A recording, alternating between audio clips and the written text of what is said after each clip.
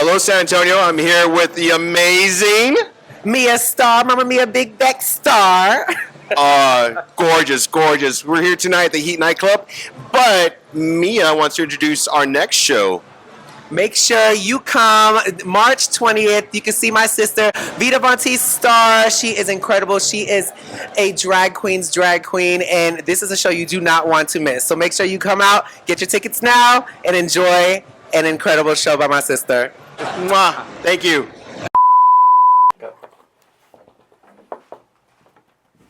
Anton, do not disturb. Why do you look at me? I just like what you did with your eyes. I like you as a person. I didn't do shit. It's from me performing last night. My understanding is you do not know how makeup wipes work. I don't give a shit. See, we're just in the middle of this. Yeah. It's for the opening. Like his whole. How wide is yours? Experienced. Wow. No, not experienced. It sounds like the horn from the Titanic. Welcome to Drag Night. Yes. Here, I'll hold it and you do the thing. Hello, everybody. Welcome to another exciting season of Drag Nights. I am your host, Trinity K Bonet. Your favorite co-host, Fernando Rios. And we are kicking off this episode, this season, very strongly this year because in this political climate, we need to talk about some shit. Yeah, bro.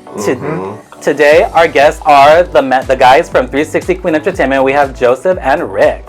Thank you for having us. Thank you for having us. To be here. Of course, guys. Thank you for coming on. There's a lot of tea to spill, honey. Lots of tea. Just on my chest, please, not the hair. Oh, no. We'll do that at the end. You like a pearl necklace. Or the eyes. No, exactly, not the eyes. I mean, maybe down the throat. It went there real quick, didn't it? Speaking of politics, Girl, 10 I mean, seconds politicians are probably doing way worse than that. Yeah, okay. But yes, we're going to dive into this episode. We're going to talk some politics, but we're still going to keep it fun. We're still going to keep it sassy. We also have some performances brought to you by 360 Queen Entertainment. So we're going to start this episode in 3, 2, 1.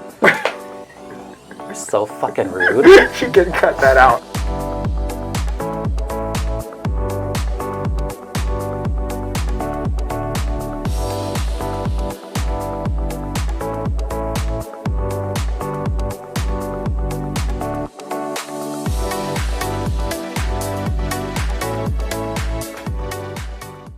Welcome back to another exciting season, everybody. I am Trinity K Bonet. Gentlemen, how are we doing tonight? Doing great. Thank you for having us. We're excited. Wonderful. Fine. Oh my god. Exquisite. We're great. Exquisite. We're galvanized. We're ready to take home the crown. Galvanized. So, gentlemen, we are already 2 months deep so far into 2026. How was your guys' year so far? It's great. I mean, we're getting ready to have our first show of the year at the Heat nightclub on February 20th with me and Starr. And as you know, aside from all the work that we do on the show scene, 360 Queen Entertainment is very active as well on the advocacy side. So we're just staying busy with fighting all this bullshit that seems to be coming at us every day as a community. From every angle. That's right. We're working on it. And from a personal perspective, during the holidays, we usually take the time off to spend time with our kids. Obviously, we have 5 kids. All boys. Oh, wow. Yeah, all boys. Yeah, during the holidays, we take the time off. We just feel like, that's time for family. And then, but during that time, we also do a lot of our planning for like the next season. And then we head off the season in February. Beautiful. Yeah. So speaking of preparation for the shows, what goes into, without giving too much detail, what goes into your planning for preparations for the shows? Like, do you have an idea of what headliners you want to bring already? Or do you kind of like scope it out and then go from there? Well, without giving out too many secrets, obviously. Honestly, yeah, we kind of just like do a little bit of research, look at these queens. For us, it's all about attitude. It's always about having a positive attitude, being very optimistic and being very just, having presence for us. So I do a little bit of research. Obviously, I reach out, I do contracts. A lot of the behind the scenes is me. This is the face you see a lot for 360. That's how we feel. This is that's behind the scenes, and then I'm just up front. Yeah. Oh, okay. Or in the back alley. I don't know, wherever it goes. The pretty faces up front. Yes. I want to be in the back alley. Oh, I'll send you a ticket. Don't worry. I'll save you a seat. all your episodes go in this direction, or is With there something him, about us with him, that- yes. But to follow up on Fernando's question, you guys have been doing 360 Queen for already going on 4 or 5 years, almost 4 5 years. No, it's already 4 years. Yeah. And I mean, I'm happy to have been like part of the genesis of your guys' takeoff. So, what kickstarted the idea of you guys wanting to be like, hey, like, let's start bringing Rue girls? You were the trial and error. No, Oh, kidding. not even close. Tim's amazing. So it's Great. Kevin. Kevin's my baby. Yeah, Shout we out love to Kevin Kevin. Conlin And if you need any photos, Kevin Cullen. or Tim, Or Tim. Or Tim. because we're at his house, so we gotta, Yeah, Tim's great. We gotta plug with Tim. So, no. So, actually, it's funny how it started. Back in 2021, this was after COVID, and because we met right before COVID. And then during COVID, he had never seen RuPaul. I never watched. He had Drag never Race. watched RuPaul, Drag Race, nothing. So I was You like, had time. yeah, we had nothing to do every week. We did a lot, but nothing to do. Yeah, we did a lot, but we didn't do anything, if that makes sense. I think everybody did. So he became a fan, of course. And of course, I love RuPaul Drag Race. And so in 2021, we decided to throw a little birthday party, and in our backyard actually. And then it started off with just like a little barbecue or something. And then eventually we said, oh, let's hire some queens. And so we reached out to some local queens. We hired some queens, and I don't know why we just. What was it? It was Roxy Andrews and Erica J. No. Joey J. Yeah, we just had that gay audacity, I guess. They had gumption, guys. Something like that. Well, Spell actually, it. what happened, the way I remember I'm not even it probably is- using it right. With a what? I said gumption. I was like, I'm probably not even using it right. The audacity. Gay audacity. The way I remember it is, it actually wasn't even really our idea. So the party that we had, where we had Roxy Andrews in our backyard for our birthday party, my family was there, and the next day, Sunday, we had like a little Sunday dinner. Oh yeah. And my dad was like, you know what? You should do a show at the restaurant. For people who don't know, my dad is the owner of Tomatillo's Restaurant and Bar, now located at Brook City Base. Ooh. But Love Tomatillos. it was him and my stepmom Victoria's idea to do the show on the patio. And at the time we thought, okay, well, you know, we can have a show, we can have people over, sort of like a party with friends and family. And they're like, no, you should sell tickets. And you should do it like a business. And we'll kind of work together. So that's where it started. And so if you ever came to the Diva dinners, it was very much my family working the show, my sisters serving labor. shots, I'm my kidding. cousins, all of that. A little bit of that. And then, of course, my dad and my stepmom really just being part of the personalities, interacting with people. Yeah. And it took off. We kept doing it. The first show was an experience. That was with Alexis Mateo. And we sold it out. Like, it was busting at the seams with people. And We learned a lot, We learned though. a lot from that show. A And lot. it just got better and better. And yeah, I think with every show that came, we learned a lot of pretty much how the business works, the aspect of it, the money of it, the ticket sales, I mean, customer service, Production. everything. And so it's funny though, because I was thinking of this. We're looking for a host. And I remember I told, hey, this Christy Waters girl, what do you think? And her like, well, let's go watch her. So we went to, I think she was at Paramore at the time, right? We went to Paramore. And she performed and everything. And then Rick goes, what do you think? And I go, meh. But of course, I was kidding. But it was a little meh. I think she was tired that day. She was just tired. Oh, wait, That's y'all all. can't talk bad about Christy, right? Well, I can. We can. We can. She loves it. Yeah, We love she you, loved it. Christy. We do love you. She's our friend. We can talk But shit. that first time I saw you was meh. But then we hired you, and you're here with us. Here's what I'll say about Christy. I think like a queen like Christy is successful because she has like this well-rounded drag persona, but a business persona too. And for us, we took a lot of mentoring from her Yeah. early on because we didn't know the first thing about producing shows. It was kind of just what we had experienced on our own Backyard. in our own backyard parties or whatever. Yeah. And when we started to partner with her, she was giving us a lot of really good advice about how you time it, how you do it, what are you going to be the sound needs, who are the best girls to schedule. So we've only been able to come a long way because of the advice and sort of the guidance that she's given us in a lot of ways. At first, Joseph would talk to her a lot about, the shows, and I'd be like, girl, why do you have to go to Christy for everything? This is our business. It's not Joseph and Christy. It's Rick and Joseph.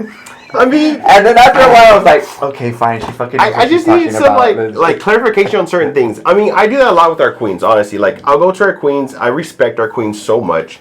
I love them all. I mean, they're great. Like just a few weeks ago, Jessie, she did a post about AI. How she hit. No, I'm kidding. Jessie B something. I'm not sure. I'm just kidding. We love you, Jessie.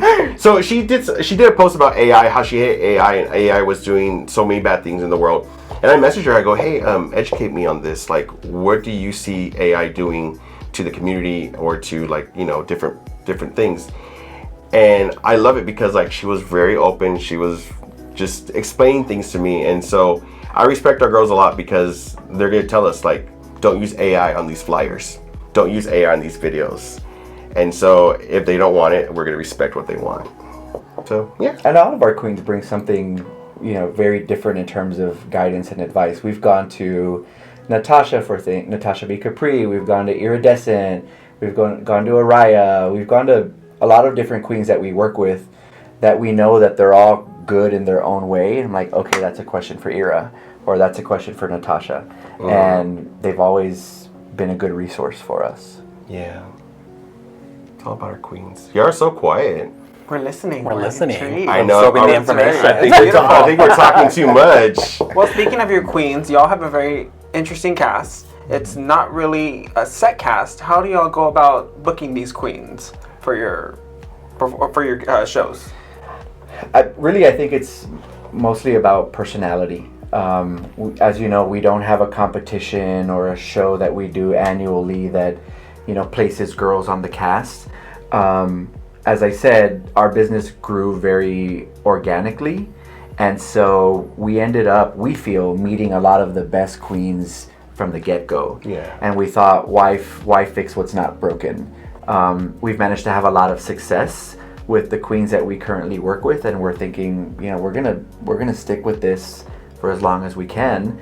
And at the end of the day, again, we're looking for performers that are professional. I like to say punctual, but nobody's perfect. On time. Nobody's perfect. And people that respect that we are trying to highlight the craft. Because at the end of the day, that's what our goal is as a business, is to give the art a platform. And the only way that what we do can shine is through the artists that we decide to highlight. And so as long as a performer is professional, they do their job, they give the crowd a show, they'll come back. You'll see them over and over with 360. Yeah. I'm not getting the call. I mean, never say never. I'm fucking late all the time. And I will say this, that's a hard thing because we do get lots of messages from performers. And I mean, I would love to hire all performers, but then, we'll have a 5-hour show. And we can't do that. We're limited to like I've been to one of those. 2 hours. Yeah. Mm-hmm. I mean, it's great because they all get their time. But then also, if you think about it, like if you have 20 girls, that's less money for each of them. Oh, true. Mm-hmm. And for us, sometimes when there's at the very beginning, there's girls that were making great money, and I was like very proud of that. Even if they make more than me, that's what was making me proud that our girls are taken care of. So yeah, but I wish we could hire more girls, but it's just a tough business, and we can't give a piece to everybody. And at the same time, I think we live in a city that luckily is rich in drag, and there are a lot of places and people doing it. So where we can't provide opportunities, other places are, and other people are, and I think that's a great thing about San Antonio. I mean, I don't know everything and anything about the drag scene in other cities, but I'm willing to bet that there's a lot of opportunity here compared to other places. Now, you go to Houston, you go to Dallas, and you go to Austin. Yes, they have shows. Yes, there are venues that host drag, but are there really as many people as there are here in this city promoting the art across the city through different, production companies, different venues? I like to think, and if it's not already, that San Antonio is the drag capital of Texas. And that's the way that it should be, because there's no reason why it shouldn't. We're going to take a quick performance break. So they talked about their openings at Tomatillos. So bringing to the stage, or bringing to your guys' screens, our first performer of the night. Here is Trinity K Bonet. Enjoy.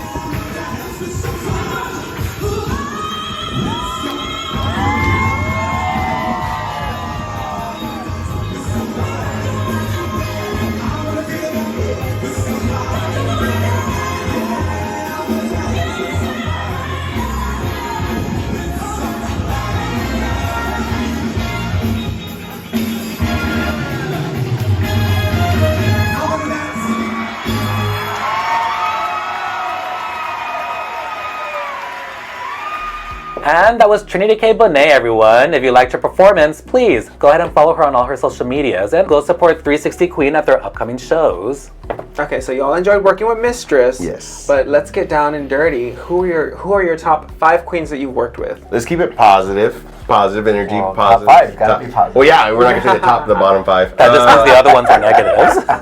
I mean, honestly, I can tell you, we love working with all the girls. They all have great personalities. They're all different. Very diplomatic response. Yes, very diplomatic. Some of them were very quiet backstage, but quiet doesn't necessarily mean rude, unless they ignore you, I would assume. So, who do you think?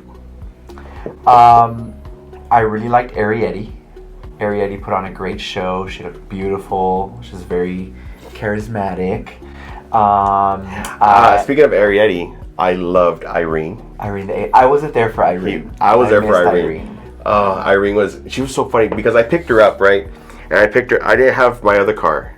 I had my work car, which is like a little Prius, whatever. And I picked her up and she got in and we're driving and it was at night. And then she goes, I think your car's broken. I go, why? She goes, you have more lights on right here than outside. Because I had to check engine, check tires, brakes, I was like, why did you pick her up in that car? I don't know what happened to the other car. For some reason, I didn't have my other car, like my nicer car, and that was just so funny. But so Irene was great. I liked Anya Nerve. I'm a big Anya fan. Anya was incredible. She was incredible, gorgeous, and just very, very seemed very caring and empathetic. So when we picked her up. I don't think you were with me when I didn't go that. But she was very inquisitive. Like, tell me about your shows. Tell me about your company. You know how great has it been good for y'all. I remember you told me that. I love somebody who can carry a conversation without naming names. Sometimes you'll get one that gets in the car and they're just like, and it's just driving with awkward silence. That was me a couple moments ago, folks. Y'all, we caught that off camera. So that's 3, right? Who's another one? We're going back to Diva Dinner Time. And I don't know if I liked her because she was so nice and so sweet, or because she was here for so damn long. Who was here for like 4 days? Oh, wow. Angeria. Angeria is such a sweetheart. She's Yes, such she a is sweetheart. amazing. Yeah. Girl, she got here and she was here like till Tuesday because they canceled her flight, they delayed a flight, they moved her flight. I mean, all this stuff, and I was like, man, I love having her here because like we went out to eat, we went to the heat, we're just hanging out all weekend. But I was like, man, is she ever gonna leave? Is she ever gonna go? But she performed at Paramore too. Yes. We had her perform at Paramore And because she missed her flight, or her flight was delayed or something. Something I'm like, happened. You want to make some money, girl? Sure. And we called Christy and said, Angeria's coming to Paramore. So that's 4. Which ones are? wow. Oh, yeah, that sounded hot. Well. I didn't know Rocco Still was in the building. Okay. Girl. Not even close. Not even close. By a foot. We're gonna be in the car, and he's like, "Baby, he said it's like Rocco Steele." I know. Shut the fuck up. He's alive, right? Yes. Very Okay. much alive. Okay. Man, I can't think. I mean, they're all great. I think one that we got to spend time with too that was very down to earth, and just obviously it's a extra points because he's really cute. Alyssa Hunter. Oh, Alyssa, yes. Yes. Yeah. But our top one, okay, we can't not say Alexis Mateo because she was the first queen our we ever girl, had. yeah. She's been back a couple times for brunch and for Diva Dinner. She did the Pride Parade. I mean, Yeah. that was amazing. Oh, she was in the Pride She was Parade in the with Pride us. Parade. So yeah, I think that's my all-time favorite, Alexis Mateo. Yeah, we love you, Alexis. She's If great. you're watching this, we miss you. Come back. Come back for free. We're going to take a quick performance break. Bringing to the stage all the way from Heat Nightclub, presented by 360 Queen Entertainment. She just did her stint on All Stars 10 this past year. Here is Mistress Isabelle Brooks. Enjoy.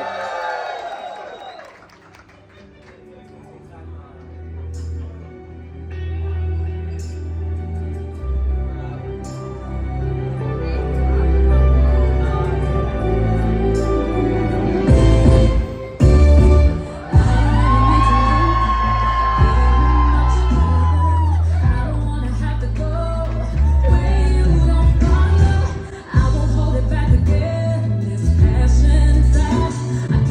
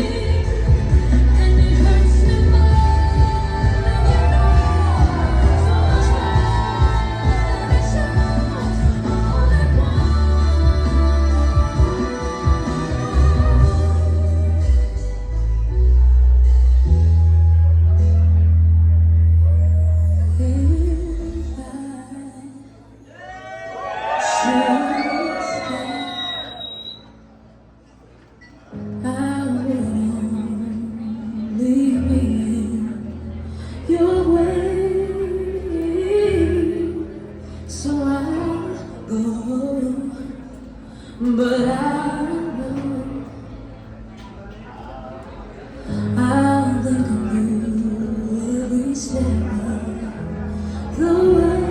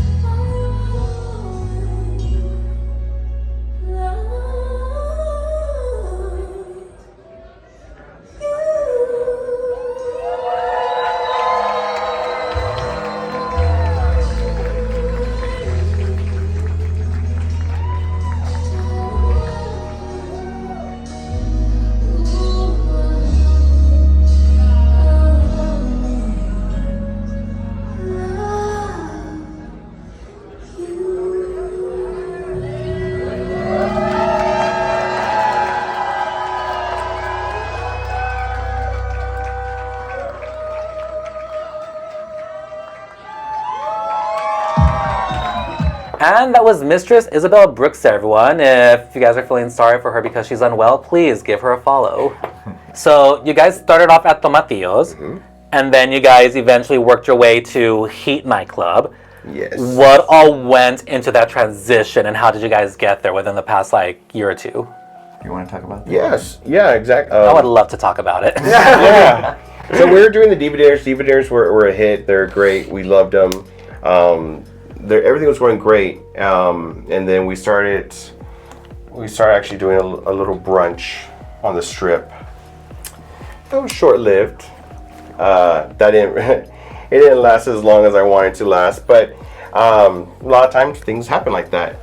But luckily, that last month we were doing brunches at Ike Chula. John and Jerry, the owners of the Heat, reached out to us. We love you, John and Jerry. And they reached out to us and they said, we love what you're doing for the community. We love the way you present yourselves, your business. Everything is great. And they had actually come to the Diva Dinners. Yeah, I was saying they've saw been the there. Diva Dinners firsthand. I've seen them there a few times. Yeah. Yeah, and so they reached out and they said, we would like to partner. And no hesitation. Yes, definitely yes. And in between, the time that we were at Tomatillos, Ike Chula, at the Heat, there's a lot of other things that went into 360. There's some of the shows that we had to drag out the vote. There's fundraisers that we've done for the Pride Center. So lots of different functions in between our flagship shows that I think have really helped elevate 360 in the community, and hopefully a lot more to come. Yeah. I wish we could do more, but we had to find a right balance between our children, our full-time jobs, and then 360. So we just try to do as much as we can when we can. We're going to jump into our next performance break, everyone. All the way from season 14 and All Stars 10, here is the very gorgeous, the Lushious. Here is Bosco! Enjoy. Enjoy.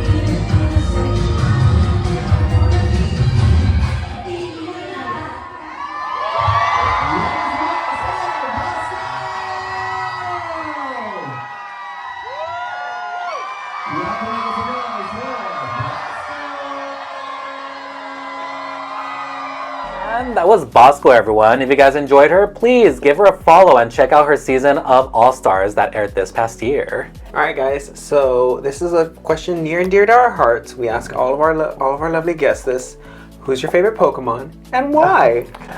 If one of you bitches says Pikachu, Pikachu is off the table. So is Squirtle. the original 3 and Pikachu are off the fucking table. Fuck, that's a hard. I've never been into Pokemon. Well, I have 2 favorites. You were married to somebody who was a Pokemon fanatic, so maybe your marriage to him will finally do you some good to answer this question. Wow. Bitter. A little bitter man. I don't know if he watches this, but if he does, I doubt it. we finally were useful to him. My kids used to like, oh my god, I can't even think straight now. Anyway, You're gay. Did you ever? Okay. Yeah, I know, right? I'm thinking, I'm trying to think gay, right? My ultimate favorite is Jigglypuff. She did a number with Gaga recently.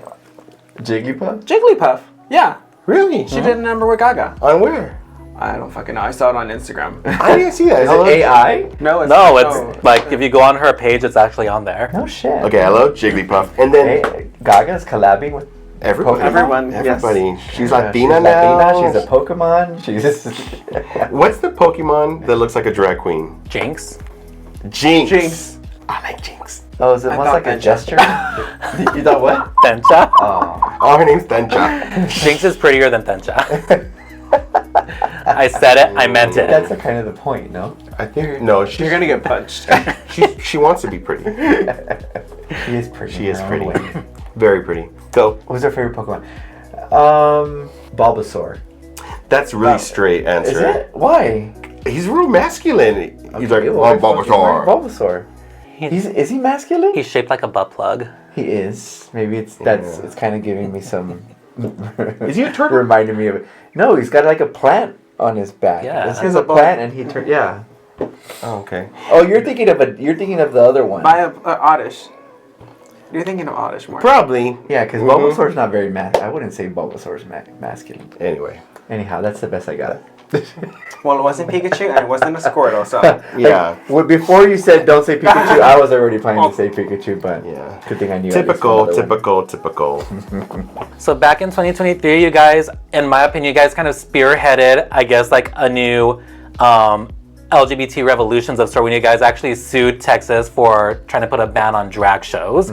What went into suing this in? Like, how did you guys just like get the, I guess like the itch and like the nerve to just be like, you know what, fuck you, you're not doing this. The gumption. Yeah. I'm still going with that. Gumption. Spell it. Word of the day. Yeah, I know. Gumption. So I'll start that, and then I want you to add, because obviously Rick is very A more knowledgeable. political one. The more political one. I will say this. We actually reached out to about 4 individuals in San Antonio, very well known in the community, for support and for help. Groups, not individuals. Yeah, groups. And we had nothing.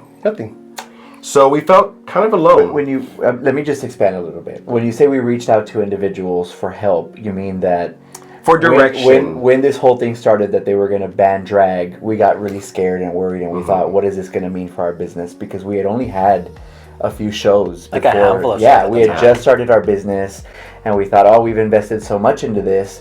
Now there's a threat of us losing it, and so our first thought was, well, who do we go to for help? Yeah. And so yeah, I mean, it was a little discouraging. And actually, you were at work, and I was off for the summer. And I was just watching a rerun of RuPaul, and the ACLU logo came on. And it said, donate to the ACLU, donate to the ACLU. And I was like, you know what? I'm going to do it. So I got online to the ACLU, and there's a section where you can request support or like guidance or anything. So I took like a good hour, and I typed up what a situation was happening in San Antonio and our business. I talked about what we're doing and what we want to do. And we got a phone call like 2 weeks later. They reached out and they said, we liked what you said. Would you like to be a plaintiff and sue the state of Texas? We were a little I was hesitant. I was nervous. Yeah, it's a scary thing to think that you're going to put yourself out there like that, right? Especially in this climate, and that's because back in 2023, if you look at it, and it's all kind of relative, it's worse now. But in 2023, we were just as scared because one, you bring a lot of attention to ourselves, to our business, but also to our family business, right? Like I had to have a conversation with my dad and say, hey, by doing this, you're going to be guilty by association. And luckily for us, he was like, I don't give a fuck. Just you do what you have to do to stand up for yourself, and we'll back you up, and we'll do it. And so it was a scary time, but at the same time, we've never been one to back down from something like that. And I told Joseph, I was like, we have to do this because nobody else is. And nobody else is really talking about it, at least not in San Antonio. Yeah. When Joseph says we reached out to people, I think what we thought was, surely there are people in San Antonio who are well established who would be willing to that maybe they're already fighting this and we just don't know. And nobody was. So we were the only people from San Antonio that stepped up with the ACLU to sue the state. And luckily for us, it didn't cost us anything, because if it had, we wouldn't have been able to do it. No. We had, lawyer after lawyer working with us to prep us for this, for the actual hearings. And when you watch Drag Race and you see that logo with the QR code that pops up that has the ACLU Drag Defense Fund, it's a real thing. Yes. So if you're wondering about where your money goes and how, what it funds the operations lawsuits. like this Yeah. that have managed to save drag in one of the most conservative states, if not the most conservative state in the country. I think on the case, we had 3 lawyers. Well, there were 2 law firms, so it was ACLU and Baker Botts, and they had several lawyers working. It was more than 3. It was a big, and there's a communication like every other day. There's communication, asking for this, asking for that, and then the difficult part, and I never really heard much about it. There's a discovery time where they research the plaintiffs, and so luckily, they didn't find anything. We do our taxes. We're LLC. Everything's legit, and so everything was great, but it was very nerve-wracking. And then, of course, Rick testified in court. Yeah, I testified in court. Yes, it was like a typical court hearing where you get questions asked by your lawyer, and then you get cross-examined by other attorneys. And so the Attorney General of Texas, the Assistant Attorney General, was really hard on a lot of us, and just asking us questions about, why would we promote this kind of art in front of children? Why do we insist on being in front of kids, and all these other questions that were really demeaning and were leading us to places that were really not true and not the case about drag. And then one of the questions he asked was, do you really think it's appropriate to twerk in front of children? And I said, well, that's really not for me to say. You see people all on television, you see them everywhere twerking, and children have access to it. It's not my drag business that is exposing these kids to this. It's been something more cultural that's been happening for a long time. And so here you are using drag very recently to try to justify and paint twerking in a negative light. And so the Attorney General says, well, can you demonstrate for us what twerking is? And so I looked at the judge, and the judge said, I'm not stopping you from doing it. And then I looked at my attorney, and my attorney was like, okay, I guess. They all weren't like. So I got off the stand and I twerked to no music. It was the most awkward thing. Did you get the bills though? Did they I didn't get the bills, but the judge, when I got back on the stand, the judge was like, that is one of the most interesting things I've ever seen. Did anybody at least clap? Well, the other plaintiffs, because remember, the other plaintiffs were Bridget Bandit, Carrie Lynn from Extragrams, the representatives from Abilene Pride, and then Woodlands Pride. And it wasn't like a big clap, but I looked in their direction, and they were like, oh my God. You know, they were just... The little... We were all very supportive of each other. And I... Honestly, if I was there alone and not with that group, I think it would have been harder for me to find my confidence. But in that room that was so full of other people that I didn't know. The whole time I was just focused in on them because it was like I was drawing energy from them to help me keep answering these questions that were really, really hard and demeaning and meant to throw us off. And that's why he asked me to get up off of the stand and twerk, because he thought, well, I'll throw him off with this. But he doesn't know how I was ratchet like, you are. Girl, I produce drag shows. Like we get our energy and our strength from drag queens. You're not gonna fucking embarrass me in front of all these people. So, and I was in my suit and tie. I know, that's probably hard. Can you demonstrate the twerk for us once again? And did you stick out your tongue when you did it? Like, yada. Cardi B, huh? I would have at least like turned on my phone, like, one moment, sir. And just put But anyway, at the end of the trial, we were victorious. The SB 12, which was the law that was going to ban drag, became unconstitutional in the state of Texas. Today, the law is still going through appeals. Yes. So the state of Texas has appealed the decision to a higher court. That higher court came back and said, we agree, state of Texas, that you have some reasoning here, but they weren't very clear on what the ruling was. So it's kind of in limbo, but as of today, drag is still legal in Texas. Yes. So keep doing what you're doing. And it was actually going to be signed into effect, the actual drag ban, on December 5th. Luckily, the ACLU reached out to us and they informed us that on behalf of 360 and the other plaintiffs, they're going to put what was the word? It's a word, like, to stop it. Yeah, I mean, it's a lot of legal jargon. That's why at the end of the day, I just say drag is still legal in Texas. Let the lawyers and the courts do their thing. We try to keep people as updated as we can, but for now, I would say don't worry about it so much. Yeah. I've always found it, like, since they did start doing it, like, even now, it's no different than taking your kids to a freaking movie. You're not going to take your kid to see a freaking 8-year-old to go see The Hangover Part 3. Right. Yeah. You're not going to take them to go see freaking Superbad. Mm-hmm. You know what I mean? Showgirls. Yeah. It's like, and even on, like, flyers from a lot of the shows that do come out, like, it does say, like, oh, like, this is an all-ages event. This event is 18+. Mm-hmm. It's kind of like you, especially you being the adult and you being a parent, should be able to decipher what you want your kid to see, what you don't want your kid to see. Right. Yeah. And that's I mean, I think there's two parties that have responsibilities here. One, it's all of us, right, who do drag shows. Oh, 100%. And that is to read the room, girl. Right? Like, if you know that you're putting an all ages show on, understand who your audience is going to be, and let's keep it cute, right? But at the same time, parents ourselves, we really strongly believe that we should have parental decision-making authority over our own children. Yeah. So if I want to take them to a drag show, then I'll take them to a drag show. I don't need the state of Texas to tell me what I can or can't do in terms of entertainment with my child. As long as I think I'm producing a safe environment that's appropriate for them, then I should be able to do it. We're going to take a quick performance break, everyone. You can catch her on YouTube with her Drag Investigation series. Here is Lushious Massacre. Enjoy. The brick.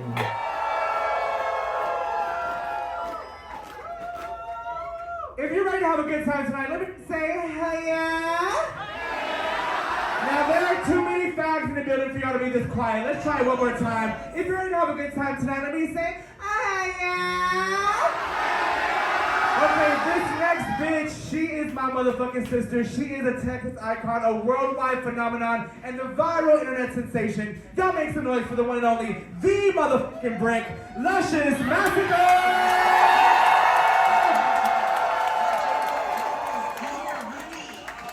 Dedicate this performance to the ran through dolls, the girls who are raped and destroyed, the girls who are loose, honey, the FAGs who are not well. The womanhood is here. The womanhood is here, little girls. San Antonio, Texas, make some noise for the gentle doll, Lushious Massacre.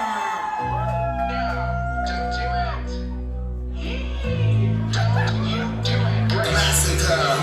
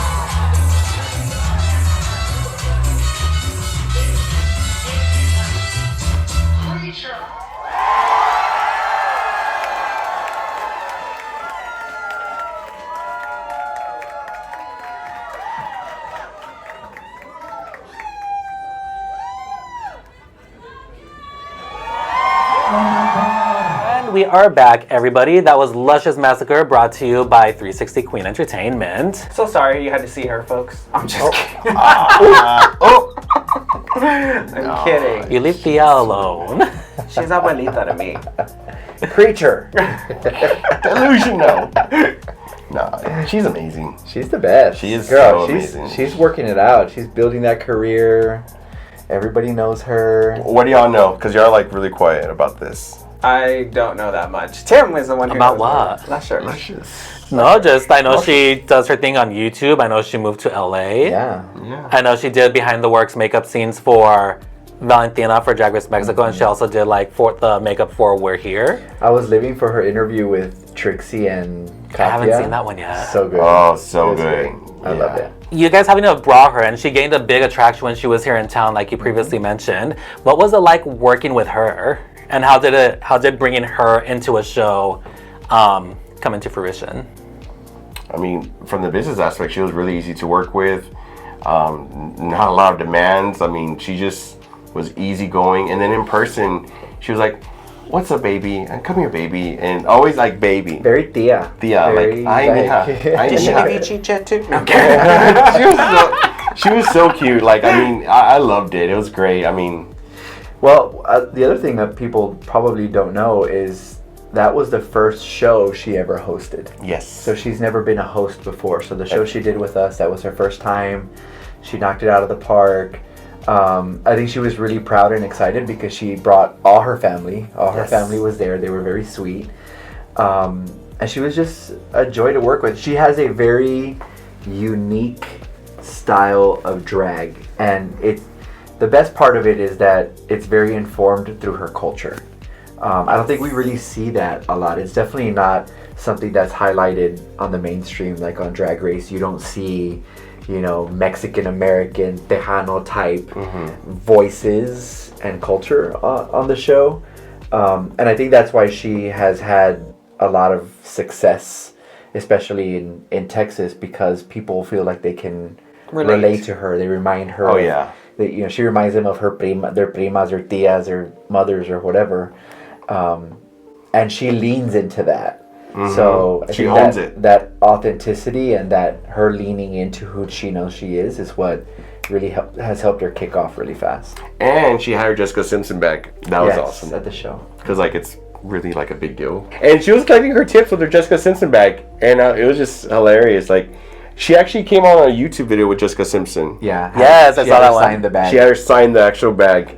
And she goes, "Look at this bag. It's disgusting. I've had it for a decade." So we were talking about you guys spearheading the drag movement and the drag rights here in San Antonio. You guys endorsed Gina Ortiz Jones when she was running for mayor. What made you want to vote for her and have her in office? Well, I think that it's no secret that we need people in office that are very progressive. People in office that are going to have policies and make decisions that positively impact the LGBTQIA plus community. And obviously the mayor of San Antonio is the mayor for everybody, but our community is in such a sensitive space that we need to elect people who are going to be willing to focus on us and defend us and stand up for us no matter what. So at the time when Gina was running, to us, the choice was very obvious, and so we put out a statement endorsing Gina Ortiz Jones for mayor. And we were just one organization that did that. A lot of other people did it too. You saw, Lindsay Andrews out there with the mayor. I think Christy Waters did some events with her as well.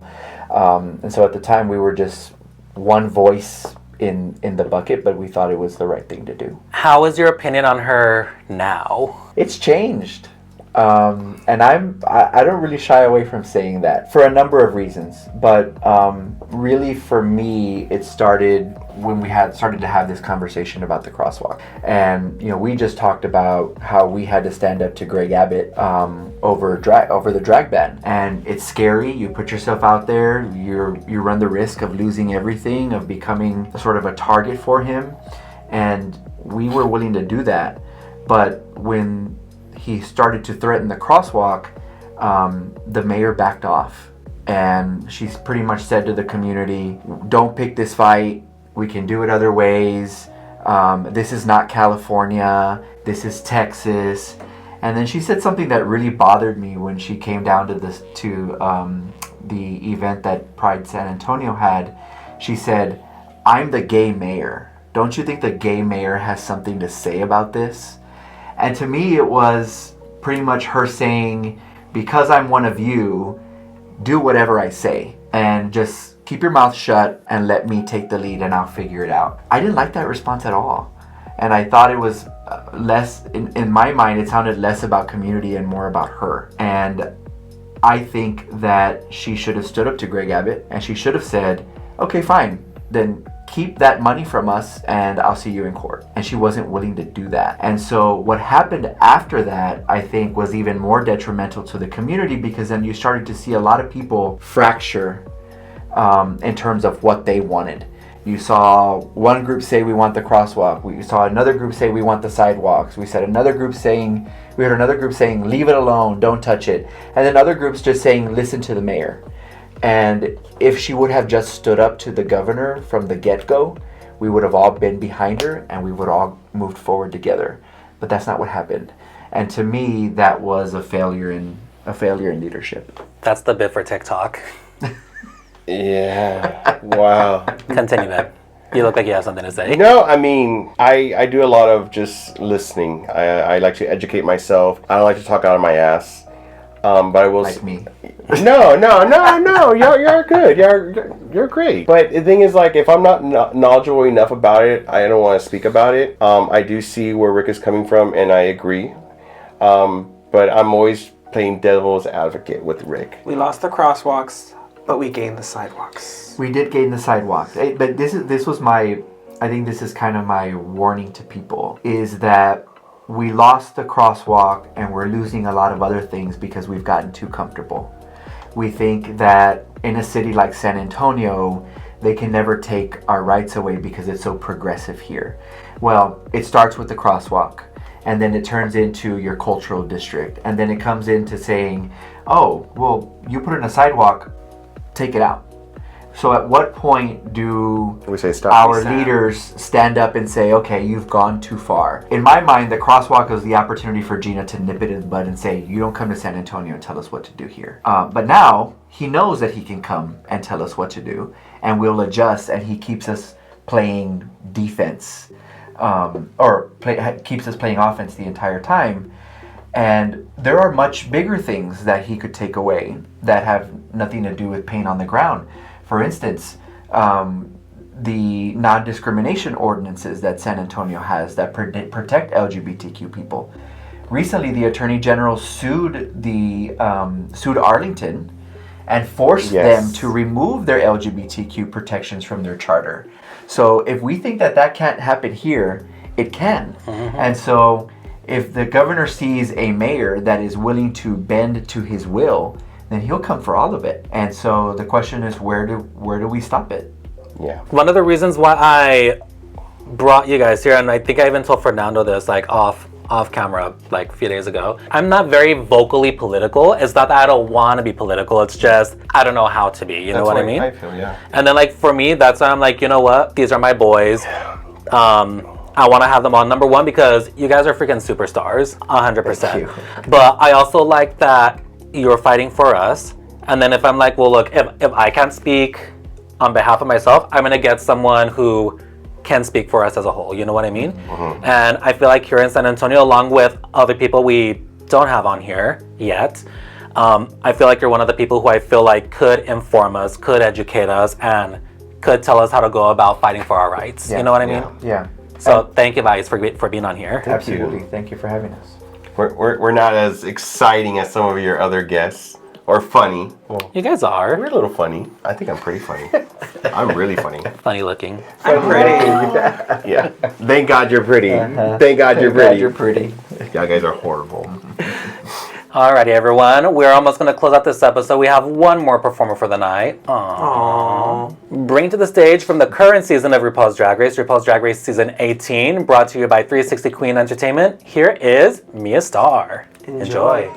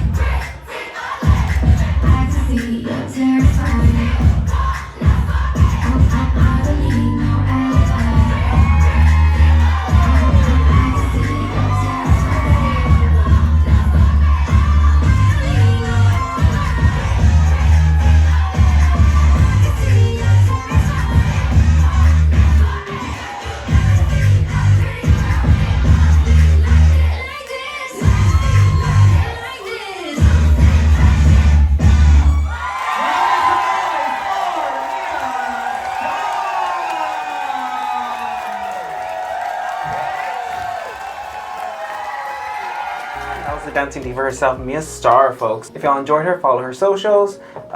If you didn't, well, too bad. Now, on a... Too bad. Don't follow her. Now, on a closing note, so we've talked about the where y'all began, where you're at right now. Where does the future of 360 lie, or where do you all see yourselves going further out? For me, I mean, it's about staying involved with the community, in terms of like either from a political aspect or just like doing fundraisers or just helping out wherever we can.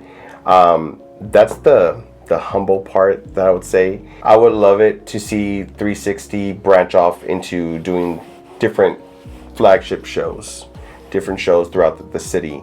But like I said, it's tough right now with having our children and making them our priority. But I would want to see that happen eventually. I think there's a lot of opportunities for us to highlight drag in a different way. What I mean by that is you have a lot of shows that happen throughout the city, like I said, your brunches, your nighttime shows. But what we haven't seen in San Antonio yet is a big sort of festival around drag.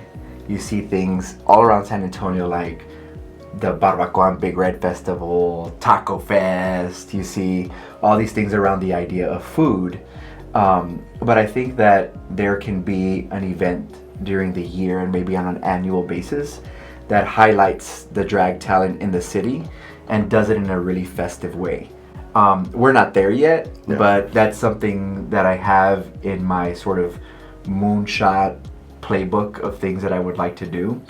And I think that there's also an opportunity for 360 to be more involved in what Pride can look like in this city. And when I talk about, our Pride Parade, our Pride Festival, our Pride Week, Pride Month, I think we have a role to play in that planning, and I think that'll take up a lot of our time here in the coming. Yeah, but I just want to do a little shout out because listening to him talk,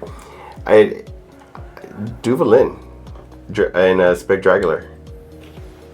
I mean, yeah, like she's doing a lot with that, and I see us doing something very similar to that.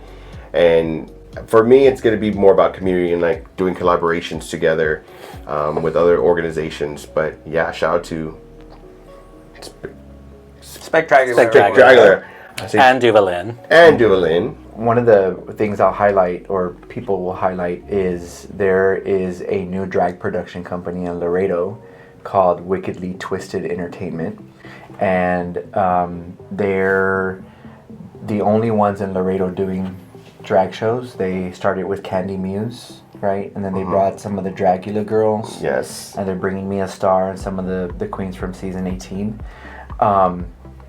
We helped them get started there. We won't take credit in any way for the work that they've done, but we've had a lot of conversations with them about how they get started up. And in our mind, at the end of the day, that's what it's all about, is being able to, in some way, replicate the 360 brand in other parts of the state. And when I say the brand, that is a brand that platforms and highlights drag, but that also advocates for it. Yeah. And they're doing a lot of advocacy in their city. So shout out to give them a follow.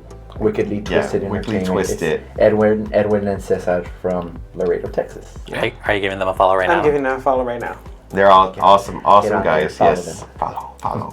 I'd give them a follow right now, but my phone is currently being used to film this episode that you guys are watching. Makes sense. Yes. Well, gentlemen, thank you so much for swinging by and being our premiere episode. Yay! Thank you, boys. Yes. Thank you. Okay, yes. Thank you. Let's get in there. There you go.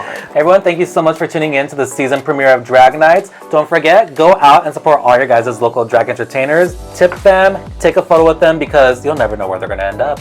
I'm your favorite co-host, Fernando Rios. And we're Rick and Joseph from 360 Queen Entertainment. And I'm your host, Timothy Barragan. Don't forget to like, comment, subscribe, tell a friend, and we'll see you on the next episode. Mwah! Bye. Bye.